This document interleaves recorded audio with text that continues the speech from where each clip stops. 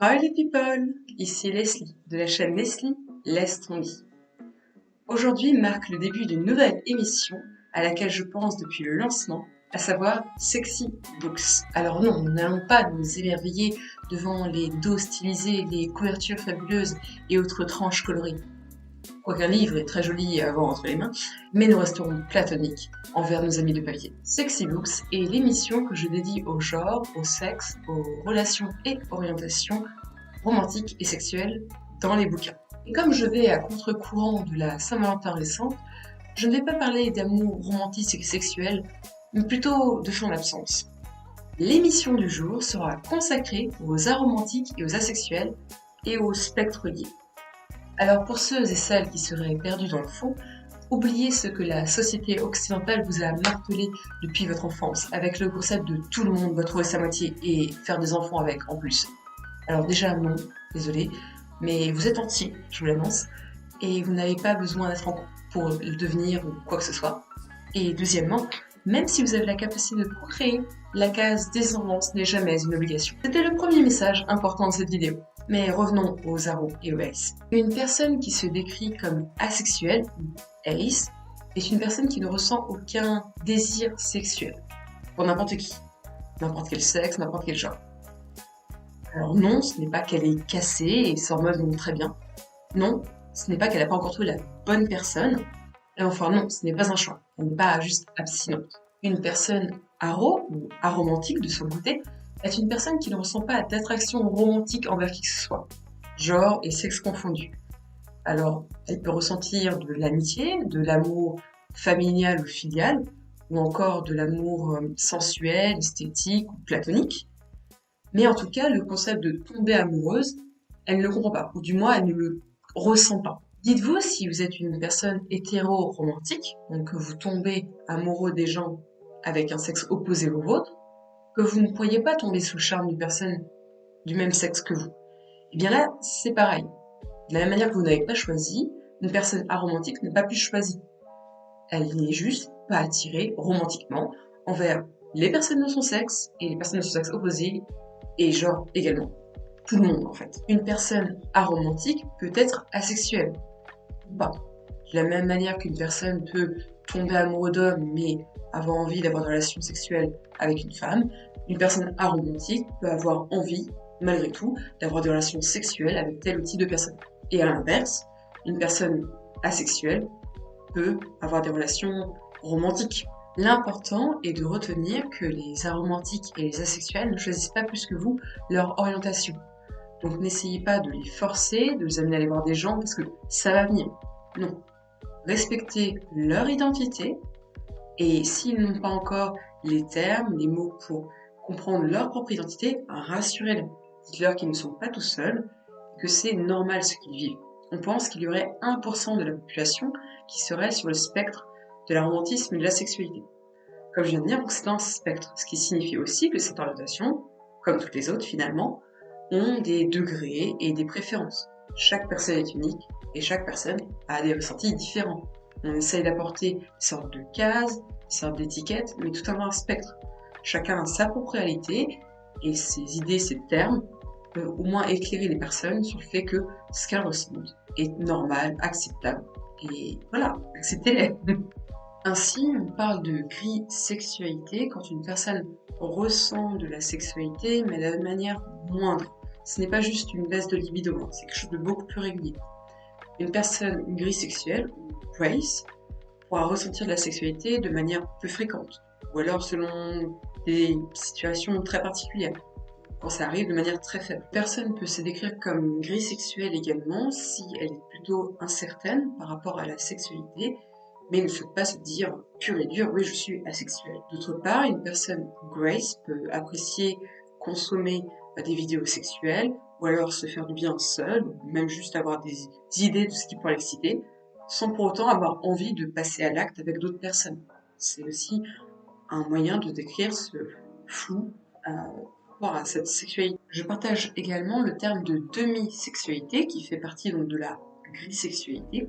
Une personne peut se décrire comme demi-sexuelle si elle a besoin d'avoir créé un lien profond avec une personne pour ressentir des envies sexuelles avec cette personne. En effet, si je prends mon cas, il faut que je tombe amoureuse pour subitement avoir des envies. Euh, Toutes les personnes qu'on pourrait me décrire comme attirantes, ce genre de choses, ça me passe au-dessus. Cependant, quand je commence à tomber amoureuse, subitement j'ai des pensées, voire des envies sexuelles, ce que je n'avais pas du tout avant. Et c'est comme si ce désir activait, enfin, c'est comme si l'amour activait un désir, une envie, une confiance que je n'avais pas auparavant. Enfin, avant de passer à la seconde partie de la vidéo, je tenais à préciser que certaines personnes asexuelles, ou plutôt grisexuelles, peuvent finalement avoir des relations sexuelles selon des moments très spécifiques. Par exemple, si la personne est en relation avec une personne qui elle-même n'est pas sexuelle et que finalement par un compromis, etc., elles acceptent de le faire ensemble. Ou encore une fois, si par exemple les deux personnes veulent avoir des enfants biologiques. Donc ça peut aussi arriver que même une ou deux personnes asexuelles deviennent parents, parce que c'est comme ça que la nature marche aussi, qui ne veulent pas forcément adopter. Aussi, je tiens à préciser que, qu'importe votre orientation, c'est le consentement qui prime. Si vous aviez envie et que vous n'avez plus envie, stop, on arrête tout, il n'y a pas à réfléchir. En fait, qu'importe votre orientation, qu'importe votre relation, qu'elle soit romantique, sexuelle ou autre, avec vos amis en soi, même vos ennemis, il n'y a pas à réfléchir, le respect prime, d'accord? Écoutez-vous, écoutez vos partenaires. L'important, c'est cet échange, cette communication. Il n'y a jamais à perdre à dire ce qu'on ressent. D'ailleurs, j'ai parlé tout à l'heure de demi-sexualité, mais il existe aussi les demi-romantiques qui ont besoin de créer un lien fort, sensuel, sexuel, etc., avant de finalement tomber amoureux. Et par ailleurs, comme les gens ont parfois des préférences, enfin ont des préférences, une personne, par exemple, aura besoin de telle ou telle caractéristique pour tomber amoureux, pour avoir des envies sexuelles. Par exemple, les sapioromantiques tombent sous le charme de l'intelligence, et les sapiosexuels ont le désir en fusion quand les gens brillent par leur cerveau. Bref, cette introduction est bien assez longue. Retenons que, entre guillemets, tout est possible, hein, et que l'important, c'est vous, c'est votre ressenti, c'est votre réalité, d'accord? Que tout est acceptable puisque c'est vous. Et comme c'est un spectre, vous pouvez très bien vous glisser à n'importe quel endroit, voire finalement vous rajuster en découvrant que si ou ça, qu'est-ce. Donc ne vous forcez à rien, acceptez-vous, aimez-vous, trouvez des gens pour vous, mais même des potes, hein, encore une fois. Et voilà, vous êtes parfait comme vous êtes. Donc vous ne butez pas des gens. Merci. On passe à la raison pour laquelle cette émission s'appelle Sexy Books, car on va parler livres. En effet, je vais parler d'une dizaine de bouquins qui mettent en scène, qui mettent en lumière plutôt, des personnes qui sont sur le spectre de la sexualité et ou de l'aromantisme. Pour vous expliquer, je suis partie en quête d'ouvrages qui mettaient donc en scène des personnages aromantiques, asexuels ou les deux, et il se trouve que j'en trouvais bien plus que je ne pensais, c'est plutôt positif. Néanmoins, comme cette vidéo est déjà bien assez longue, je vais me limiter à une dizaine qui sont parus plus ou moins en France. Et pour les lecteurs anglophones qui me regarderaient, j'ai mis un lien Google Doc en barre d'infos avec toute une liste, avec notamment des petits liens Goodreads pour pouvoir le trouver facilement. C'est parti. Je vais commencer avec deux ouvrages écrits par Alice Oseman, à savoir Loveless et Silence Radio. Alice Oseman, vous devez la connaître parce que c'est celle qui a écrit la série graphique qui a été publiée à la base sur le web, Heartstopper. Et il se trouve qu'en fait, dans ces différents bouquins, il y a les mêmes personnages qui reviennent, notamment dès le début dans l'année solitaire publiée en 2015. Voilà, il y a plein de personnages que vous pouvez retrouver d'un livre à l'autre. Loveless, donc, paru en janvier 2022, donc juste là, chez Hachette Romans, suit l'histoire de Georgia, qui est une jeune femme qui va rentrer à la fac et qui, par rapport à son entourage, sent un petit contraste. Elle-même, elle adore les fanfictions, elle adore le romantisme, elle rêve vraiment de découvrir ça. Et le truc, c'est que Georgia, elle n'a jamais eu de relation romantique, elle n'a jamais embrassé qui que ce soit, elle n'a jamais eu de crush d'ailleurs. Et Georgia, elle commence à se dire, mais elle adore le romantisme, elle aimerait bien tomber amoureuse, ça a l'air génial dans les bouquins. Et autour d'elle, ça a l'air ça. Pourquoi elle, non? Et finalement, elle va découvrir les mots pour ça. Elle va découvrir ce que j'ai dit plus tôt, la sexualité, l'aromatisme, et elle va essayer d'interagir avec ces mots-là, essayer de comprendre, mais est-ce que c'est moi ça? Est-ce que ça me définit vraiment? Est-ce que je peux changer? Est-ce que j'ai le choix? Tout ce qu'on disait finalement plus tôt. Et je pense que donc Loveless c'est assez intéressant pour ça, parce que c'est un livre sur l'âge adulte, sur l'acceptation de soi et du fait que on sera peut-être jamais comme les autres. En fait, accepter, on sera jamais comme les autres. Et du coup, Georgia, c'est tout ce chemin-là, et je pense qu'en tant que lecteur, on peut suivre ces petits pas et grands pas, je pense, dans cette histoire, qui est donc fictive, mais qui apporte beaucoup d'éléments, de témoignages sur ce côté de mais qui je suis, est-ce que je dois m'accepter, est-ce que je dois me forcer. Et voilà, tout ce chemin-là, c'est assez intéressant à découvrir en fiction, donc Loveless. Le deuxième roman d'Alice Oseman, donc à savoir Silence Radio, paru en France en juin 2017, chez Nathan, est un livre qui suit donc une lycéenne qui est actrice et qui veut absolument aller à l'université de Cambridge, donc elle travaille à balle là-dessus, donc Frances, et elle va finir par se remettre beaucoup en question parce qu'elle va rencontrer un homme, donc Aled, qui est d'ailleurs un personnage qui existe dans Heartstopper, on perçoit son mère, et il se trouve que leur relation n'est pas de la romance. Ça, c'est assez intéressant, c'est que pour une fois qu'un garçon et une fille se rencontrent et que c'est pas... Voilà, leur amitié va vraiment la chambouler et il y a plein de choses. Dans ce livre, il semble vraiment être intéressant parce que par rapport à son premier livre, donc L'année solitaire, il a été vraiment salué pour sa diversité, encore une fois. Et on découvre dans ce roman beaucoup plus de thèmes propres aux jeunes adultes, en fait. Donc, encore une fois, l'acceptation de soi, la différence entre ses croyances et ses sentiments, mais aussi tout ce qui est le fait de travailler pour les études, etc., le poids des études, tout ce qui est des troubles mentaux également, tout ce qui est les caractéristiques LGBT, donc l'acceptation par rapport à tout ça, dans un monde qui est assez hétéronormé.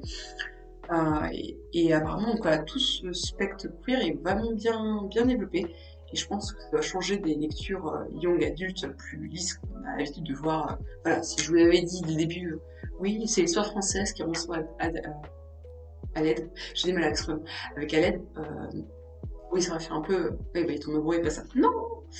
Donc voilà, je pense que je conseillerais du coup ces deux livres de Alice Oseman qui, Loveless, clairement, c'est Arrow Alice Val, mais voilà, ce bouquin un peu plus subtil dans le côté la sexualité des personnages et juste leur amitié qui est très forte en soi.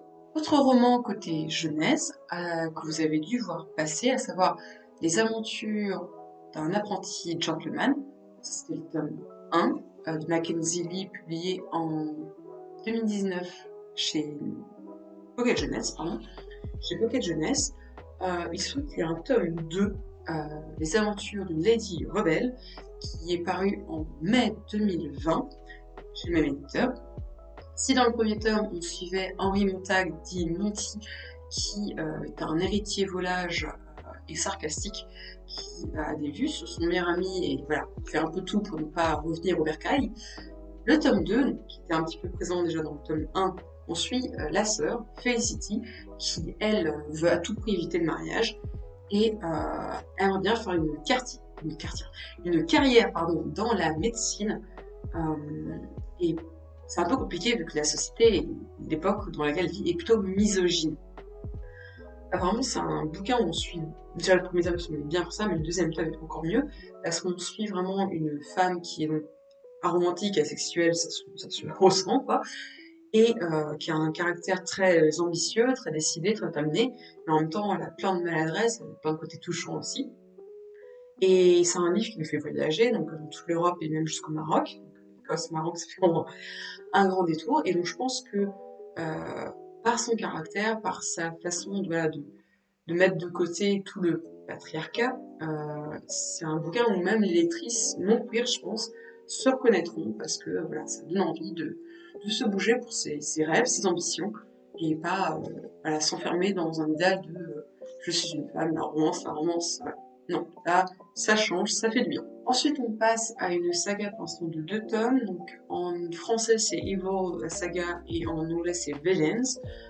Le premier tome, Vicious, est paru en février 2019 et le deuxième tome, Vengeful, en octobre 2019, donc aux éditions Lumen. Le roman fantasy suit deux anti-héros, enfin deux anti-héros. Il n'y a pas un monde de héros tout blanc tout blanc. D'un côté, même s'il y a Ellie qui est le héros un peu solaire, le héros devant tout le monde, quoi. Et derrière, on a Victor qui est plus sombre, plus torturé, qui est en prison d'ailleurs au début. Enfin, on suit vachement des flashbacks, on comprend peu à peu l'histoire qui s'est passée. Au début, ils étaient vraiment amis, ils étaient en médecine, il y avait vraiment des découvertes, etc., jusqu'à trouver un moyen d'avoir des pouvoirs, n'est-ce pas? Et peu à peu, finalement, leur amitié va devenir de la haine, et donc, suite au flashback, on va comprendre peu à peu ce qui se passe, pourquoi Victor est comme ça, mais il a toujours été un peu comme ça, pourquoi Ellie n'est pas si un héros classique non plus. Donc ce qui est assez intéressant, c'est que ça change, je trouve, un peu des euh, thèmes habituels de Young Adult, et en même temps, ça permet d'éclairer sur un autre style d'histoire que, tiens, des gens qui ont des pouvoirs, qui vont sauver le monde grâce au pouvoir de l'amitié. Non, pas du tout, là, c'est pas du tout ça. Ça parle vraiment d'autres thèmes. Et ensuite, donc, Victor Vale, qui est asexuel, mais qui a vraiment un rapport à l'autre très très différent.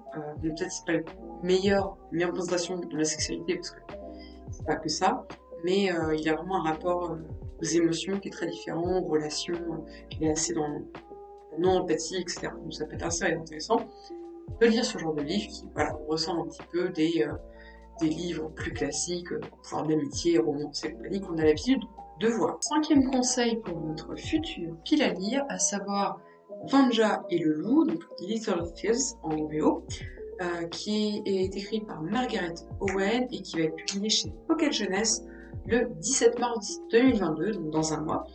Donc l'histoire reprend un peu l'univers et la thématique de la gardeuse d'oie des frères Grimm, donc j'ai envie de dire ça, en le développant beaucoup plus côté psyché. Donc en fait, on suit une jeune princesse qui finalement va travailler en tant que fille de ferme pendant que sa servante démoniaque va profiter du luxe, etc. pendant un an au palais, jusqu'à ce que finalement la vérité soit révélée et que la princesse reprenne la couronne, que la personne qui a usurpé l'identité soit condamnée à mort. Mais finalement, peut-être que c'est pas si simple et que la vérité de la servante qu'on disait démoniaque est tout autre.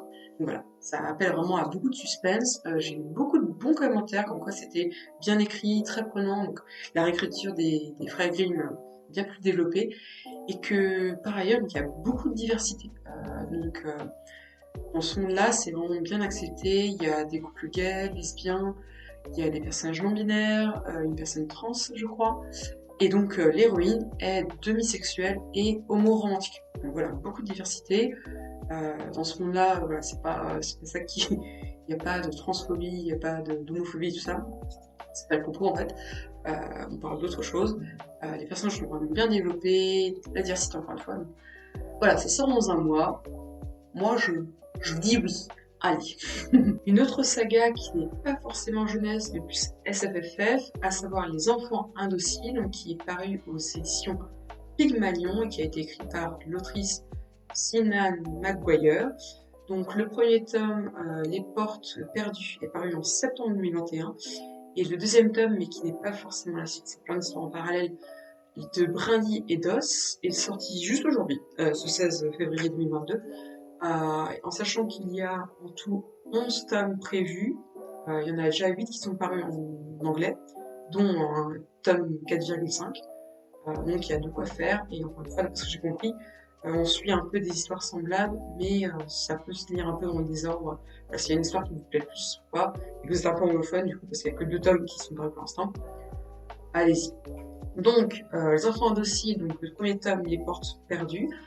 On suit un peu l'histoire au début comme Miss Peregrine et les enfants particuliers, parce que en fait on suit des enfants qui essaient de se réadapter au monde dans une école qui est gérée par Hélène West. Mais en fait l'histoire peu à peu elle n'a rien à voir, c'est pas du tout pour parler de la magie ou quoi. En fait les enfants qui arrivent là sont revenus sur le monde qu'on connaît nous, mais ils ont trouvé une porte, ils ont trouvé leur porte, en fait, leur monde à eux, qui est un monde parallèle qui était un monde où ils avaient leur place. Le premier tome, on suit en fait une enquête parce que donc, les enfants qui sont pas rassemblés dans cette institution, bah, peu à peu il y a des meurtres et l'héroïne Nancy et ses camarades vont enquêter sur ces meurtres et savoir ce qui se passe. Et apparemment, donc, on m'a vraiment dit beaucoup de bien de ce bouquin-là, de cette saga-là, pas forcément apparemment le premier n'est pas le meilleur, mais ça parle de beaucoup de diversité, comme effectivement les enfants que l'on suit sont voilà, beaucoup de diversité, trouvent leur porte, leur monde. Je crois qu'effectivement, on suit un enfant qui est trans, et du coup, bah, il est une petite fille, elle est une petite fille dans ce monde-là, elle est née dans un corps de garçon.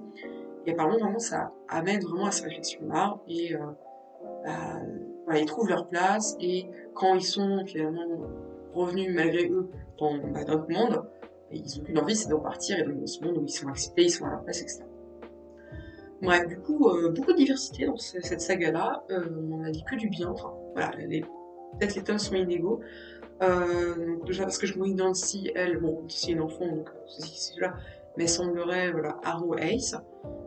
Mais il y a vraiment, je pense que ce soit pour les lecteurs alliés ou les lecteurs qui sont LGBTQIA+, je pense qu'ils peuvent vraiment se trouver ou comprendre comment, comment sont les personnes LGBTQIA+.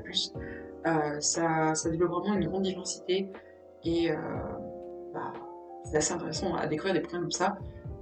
C'est pas, même si on suit les enfants, encore une fois, c'est pas forcément la jeunesse, ça fait même un peu peur par certains passages. Voilà. On approche de la fin de la pile à lire avec La Vengeance des Étoiles, dont le tome 1 va paraître dans pas longtemps, le 2 mars 2022, chez Bayard Jeunesse, en sachant que le tome 2 de Wavage Dark est sorti au printemps dernier. Donc, à voir quand est-ce que le tome 2 paraîtra. La romancière Tarassi nous raconte l'histoire de Amaya, qui est renommée Anguille par le capitaine Zaro, le capitaine du navire Saumâtre, où il exploite Amaya depuis 7 ans, en échange pour des dettes de ses parents, elle travaille comme ça. Et du coup, quand elle arrive enfin à revenir sur les terres de Moret, elle se rend compte que sa mère n'est plus, enfin, il y a des bails qui ont changé. Elle n'a qu'une envie, c'est de se venger. Donc en fait, apparemment, ce livre est une réécriture du conte de Monte Cristo, mais où le héros est devenu une héroïne, donc. Et il y aurait beaucoup de diversité. Romance lesbienne, il y a des persos trans et des persos non binaires, je crois. Et comme dans Vengea et le loup, ou dans le livre dont je parlais juste avant, de Sean Maguire, c'est clairement accepté. Et donc l'héroïne, Amaya, est demi-sexuelle. Donc ça, n'aime la vidéo. Voilà. On m'a dit beaucoup de bien de ce livre-là, donc je vois aussi pas mal de choses. J'ai vu les commentaires qui disaient que c'était très bien pour ceux qui avaient beaucoup aimé les sagas Grisha et Six of Crows, un palais d'épines et de roses et une braise sous la cendre. Vous voyez un peu le style de l'univers, de l'aventure, de la fantasy, tout ça. Ça a l'air cool. Monte Cristo, un bon pavé, peut-être que je vais lire celui-là avant. Je vais finir rapidement avec 2 livres qui sont un peu à part car moins accessibles pour les lecteurs francophones. D'abord, il y a Gender Queer de Maya Kobabe qui est en fait une autobiographie d'une personne non binaire et asexuelle. Donc en fait, Yael a écrit et illustré, c'est un roman graphique, donc sa vie, donc c'est assez touchant, poignant. Et c'est aussi un moyen pour Yael de communiquer un guide du genre, de l'identité, etc. pour les personnes qui se cherchent, comme pour les alliés qui voudraient s'informer, évidemment. De ce que j'ai compris, il est sorti en VO en mai 2019 et est prévu, il y a une date annoncée en VF pour le 4 mai 2022. À voir comment ça va être pour transmettre, exprimer la sexualité, mais aussi bien traduire le non-binarisme, them, oui, si vous voulez dire gay, etc. Voilà, un livre guide, l'autographie et guide genderqueer qui peut parler voilà, de l'identité, etc., qui peut être assez intéressant, je pense, à voir comment il s'en occupe. Et dernier livre donc, de ma sélection, qui est en fait disponible que en Kindle, donc en e-book, j'ai pas réussi à le trouver ailleurs. Donc c'est un livre écrit par T.J. Klune, publié en 2015, mais comment se comporter comme une personne normale. Ce titre annonce tout, je pense.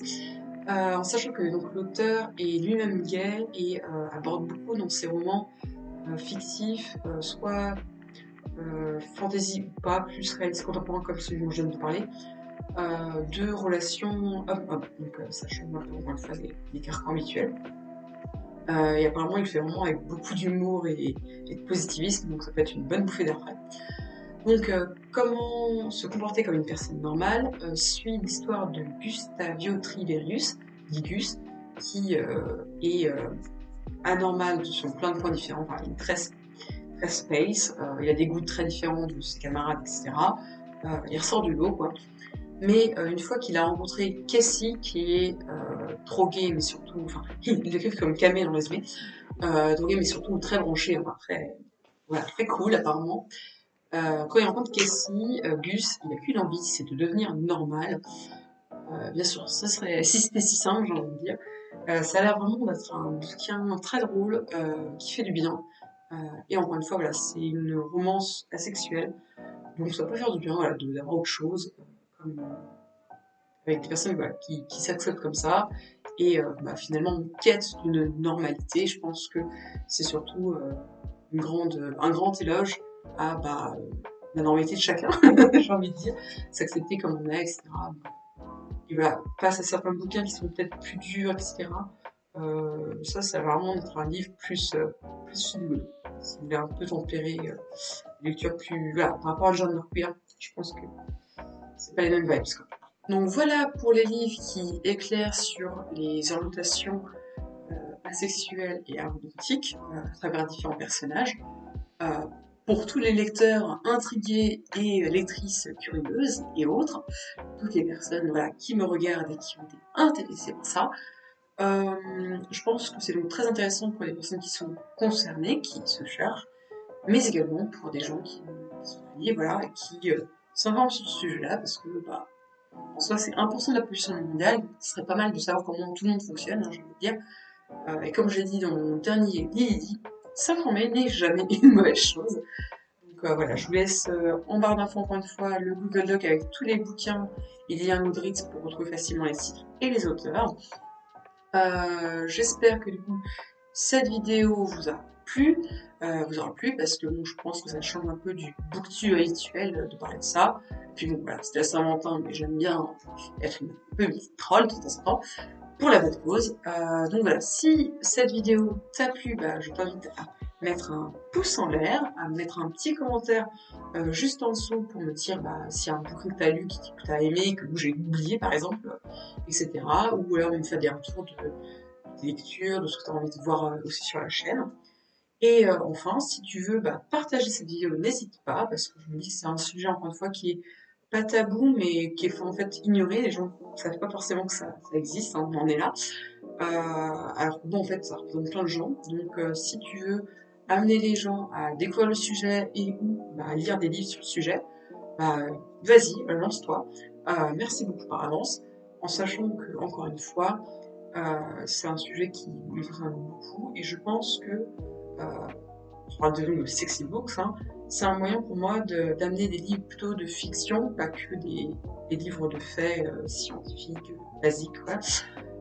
Mais plus de fiction, avec des témoignages qui ont beau parfois être fictifs, amènent vraiment une sorte de sincérité, une sincérité, des choses nouvelles, un éclairage qu'on n'aurait peut-être pas l'habitude de voir, et tout plein d'émotions et de ressentis qui, c'est bien. Enfin, on peut toujours voyager, on peut toujours apprendre par des personnages qui nous ressemblent ou pas. Donc, bonne lecture à tous et à toutes. C'est l'avant-dernière vidéo normalement du mois. Le prochain sera le plus joli de mars, dans la semaine prochaine. On croise les doigts.